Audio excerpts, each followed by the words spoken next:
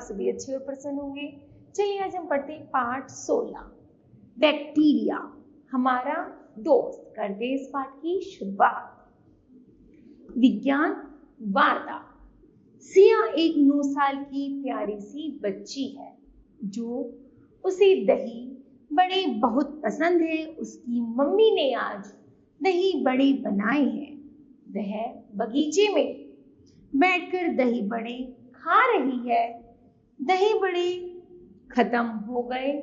सिया सोचने लगी कि अगर एक दही बड़ा और मिल जाता तो कितना अच्छा होता। तभी एक आवाज आई। सिया ने मुड़कर देखा, पीछे कोई न था। उसने किसने पुकारा फिर सुनाई दिया, सिया ने गौर से देखा तो वह आवाज तो दही बड़े की प्लेट से आ रही थी। आवाज, दूध स्वादिष्ट है ना, दही कैसी है? सिया ने कहा, यह भी स्वादिष्ट है। आवाज आती है, दूध और दही में फर्क है क्या? सिया ने कहा, दूध पानी जैसा था किंतु दही गाढ़ा। यह कैसे हुआ? आवाज आई, रात को दूध में थोड़ा मट्ठा डालते हो, इसे विरजन डालना कहते हैं। वही दूध को गाढ़ा करता है। हमारे आसपास कई जीव राशियां हैं जैसी गाय, बकरी, मुर्गा, मक्खी तथा मच्छर आदि। ऐसे ही कितने जीव हैं, इन सबको हम देख सकते हैं। दूसरे कुछ जीव भी संसार में हैं जो बिल्कुल छोटे सूक्ष्म जीव हैं। उन्हें हम अपनी आंखों से सीधी तरीके से नहीं देख सकते। सिया ने कहा, ऐसे सूक्ष्म जीवाणुओं को कैसे देखें? आवाज आई, सूक्ष्मदर्शी यंत्र से। यह यंत्र बारीक से बारीक वस्तु को भी बड़ा करके दिखाता है। जीव राशियां कई प्रकार की हैं। उनमें एक बैक्टीरिया है। दूध को दही में बदलने वाला बैक्टीरिया ही है। इडली का आटा खट्टा कैसे होता है? सिया ने कहा, मुझे पता है, बैक्टीरिया से। पर यह तो बताइए, बैक्टीरिया का क्या कोई आकार है? आवाज आती है, हाँ है। सूक्ष्मदर्शी यंत्र से देखें तो उसका रूप अच्छी तरह से दिखता है। गुच्छे की तरह मुड़ा सिकुड़ा रूप। इनमें आवाज है, हाँ है। सूक्ष्मदर्शी यंत्र से देखें तो उसका रूप अच्छी तरह से दिखता है। गुच्छे की तरह मुड़ा सिकुड़ा रूप। इनमें कुछ अलग अलग दिखते हैं, कुछ जुड़े हुए दिखते हैं, कुछ तो श्रृंखला की तरह एक दूसरे से लगातार जुड़े रहते हैं। आपने कभी अंगूर का गुच्छा देखा है? उसी तरह बैक्टीरिया साथ मिलकर गुच्छेदार होती है। सिया ने कहा, ये बैक्टीरिया कहाँ पलते हैं? आवाज आई, पानी में, जमीन पर, हवा में, सभी जगह जीवित रहते हैं।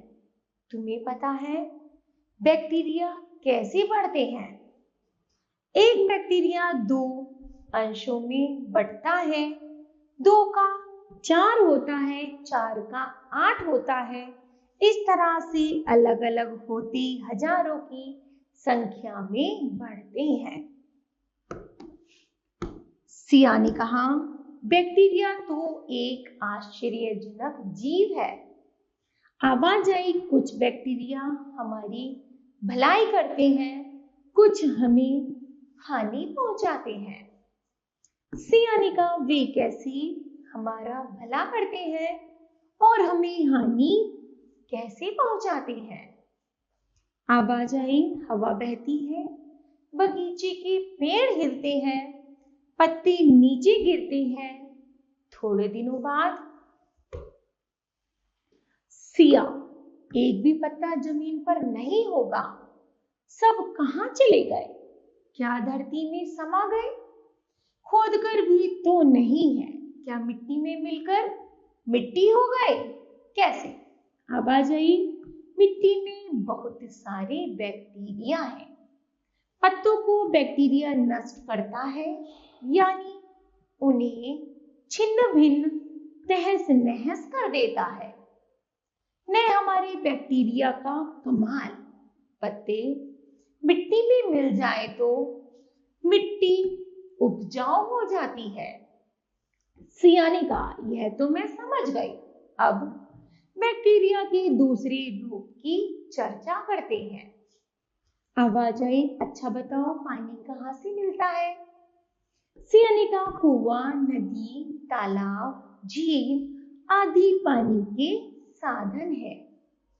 आवाज आई, अच्छा हमारे पीने का पानी कैसा होना चाहिए? सिया ने कहा, साफ होना चाहिए। आवाज आई, ऐसा यदि न हो तो? सिया ने कहा, बीमारी फैलेगी। आवाज, पानी गंदा कैसे होता है? सिया ने कहा, तालाब है ना, वहां गाय बैलों को नहलाते हैं, कपड़े धोते हैं, गंदगी आकर मिल जाती है, रोगी नहाते हैं, इस तरह तालाब गंदा हो जाता है।